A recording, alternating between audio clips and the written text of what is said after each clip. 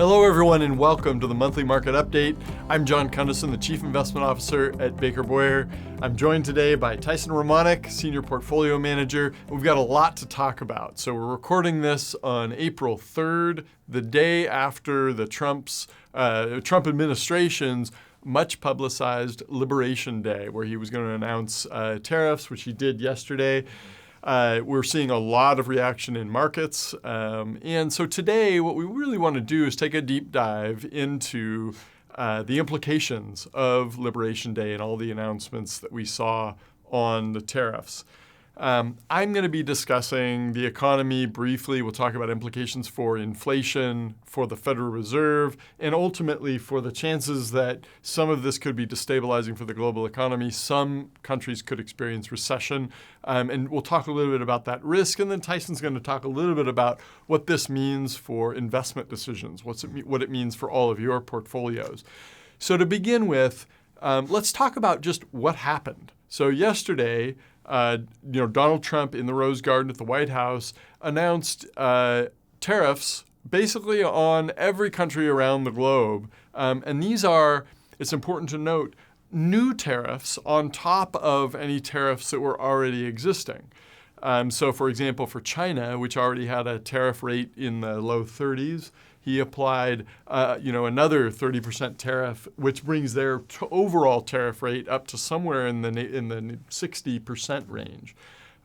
So much, much higher. The only two countries that were exempted from the new tariffs were Canada and Mexico, because they had already had 25% tariffs enacted on any imports from those two countries. All countries received a minimum new tariff of 10%. And that's regardless of whether or not we had a trade deficit. Now, that's important to talk a little bit about how these new tariff rates were calculated. And this is where I think this discussion of oftentimes when the Trump administration and the economic team makes new policy announcements, there's this discussion of, do you take them seriously but not literally, or both? And the reason I bring that up is when we look at the calculation, this calculation was not done with a scalpel, right? It was really done with a, whatever the opposite of a scalpel is. But basically what they did was they looked at the deficit, the trade deficit with an individual country. So let's just say that we import 200 million in goods from China. We export to them 100 million. That means there's a trade deficit, right? We buy $100 million more from them than they buy from us. The deficit is 100 million.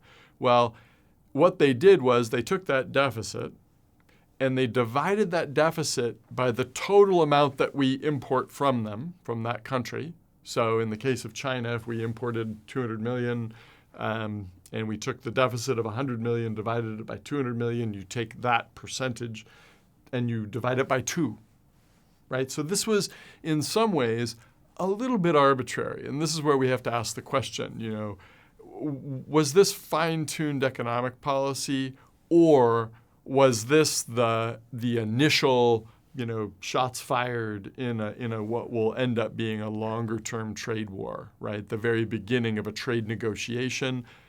I think that's ultimately what we're seeing here is the beginning of a negotiation. But one thing that I think is really important is it could be very destabilizing. Now, what I'm hearing from clients and what I've heard from clients for, leading up to this, where there was talk of tariffs, was what does this mean for inflation? So clearly, tariffs are an increase in the price, right?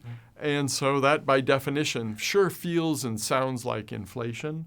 But what I think is really important to note is that inflation is really a year-over-year rate of change in the overall price level, right? Whereas a tariff is a one-time change in the price level. So I think that's a really important distinction, because what this means ultimately for, Federal Reserve policy, what it means for potential recession is all very, very important. If this was likely to lead to, longer-term inflationary pressure, you'd very likely see interest rates going up. You could potentially see stocks and bonds falling together. That's not what we're seeing. You'll talk a little bit about that. So I think what you're likely to see instead is that later in the year, you'll begin to see these tariffs in the inflation numbers.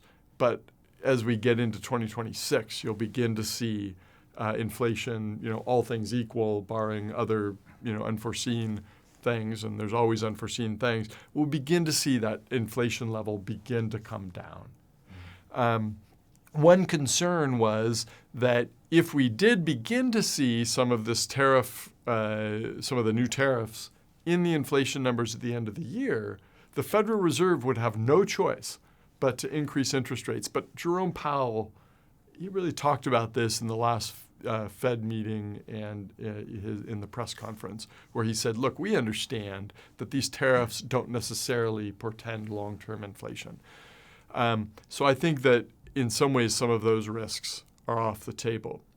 So understanding that this is unlikely to be inflationary, particularly because what you're more likely to see is that at the margins, we buy a little less, right? So demand from consumers goes down, business investment goes down, right? So you just see a little less economic activity at the margins. Well, that's in some ways the opposite of inflationary, right?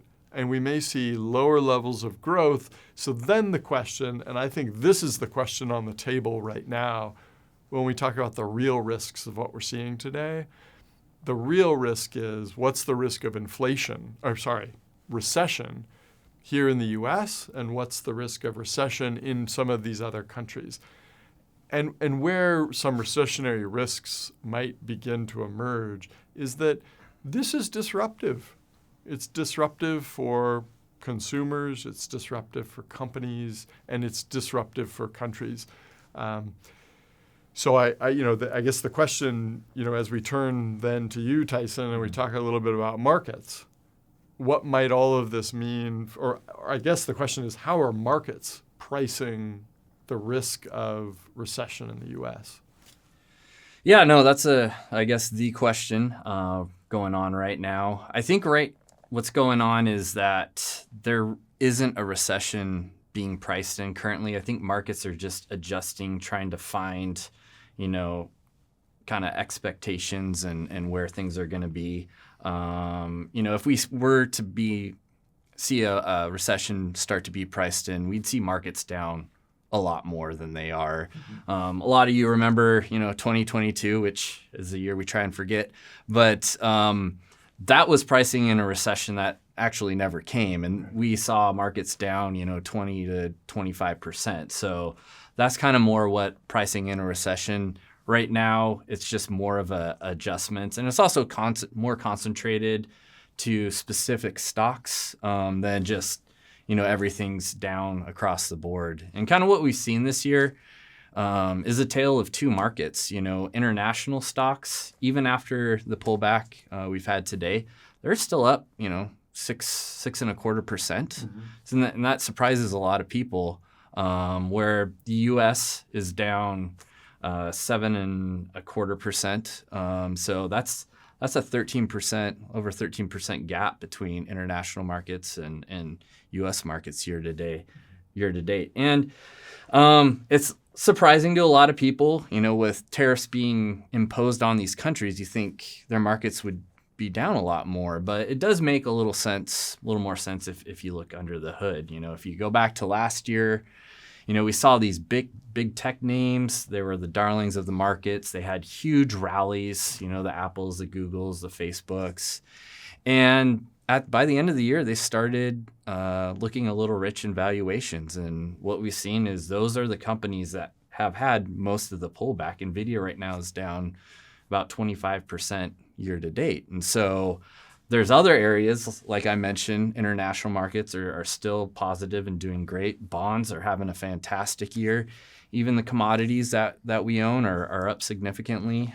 So that's doing a great job kind of balancing out our portfolios with the U.S., being down. It's really important to remember with, the volatility that we're seeing is that just markets don't like uncertainty. Mm-hmm. And that's kind of what's trying to become priced in. People don't know what to expect now from companies' earnings. The global trade, what that's going to look like is a big question. And we see markets trying to adjust every time there's some new information in real time. And that's kind of what that looks like. Japan, huge ally of the U.S., a big trading partner, they were imposed with a bigger tariff than people expected. And we saw the Nikkei, which is the Japanese stock market, at one point down about 5%. That's come back a little bit. But again, that's just, those unexpected tariffs are becoming priced into the market. And that's kind of what we're expecting. And oftentimes when you see a bigger than normal correction in markets like we saw today, often that's a result of the news being surprising to the market, right? What they were pricing in leading up to this, they were surprised by the size and the scope of the tariffs. Yeah. Yeah, and another thing that brings is, again, with these tariffs, a lot of people thought, that international markets up to this point would be hit a lot harder, and they haven't. And it just shows that markets do price in, kind of all the information that's out there, and then when, as you said, when new information comes along, it's adjusted. But it also shows that you can't invest based on headlines alone. If you were just to look at the headlines, you would think, international markets would be down a lot more than they currently are. So that being said, all this is just a strong case for diversification. I know, we've, heard over, the last 10 years, why aren't you guys more in the U.S. or all U.S. stock? And this is a great case of why you shouldn't be. It's not good or great to be diversified all the time, but kind of when we see markets move like this, it does help quite a bit. Yeah. So, this is, again, just a great example of why we don't want to be over-concentrated into just one area of the market, because you never know when things like this are gonna hit or how far they're going to go. Yeah. And I think some good news that we're seeing, if we look for a bright spot in a day like today where there's a whole lot of red, an area where we're seeing a little bit of green is in the bond markets. Mm-hmm. So, bonds with interest rates, a little higher, yields a little higher. Mm-hmm. We're seeing bonds act like bonds. Mm-hmm. So as people are finding a safe haven in a volatile stock market, they buy those bonds, yields come down, prices of bonds go up. So we're seeing that the bonds act like the safe haven they have traditionally, unlike 2022, as you mentioned. Yeah. Right. Yeah. Well, everyone out there, if you have questions, please reach out to your Baker Boyer team. We're here to help answer those questions and to make sure that your portfolio is aligned with your needs. So again, please reach out to a member of your team if you have any questions, and thank you very much for joining us today.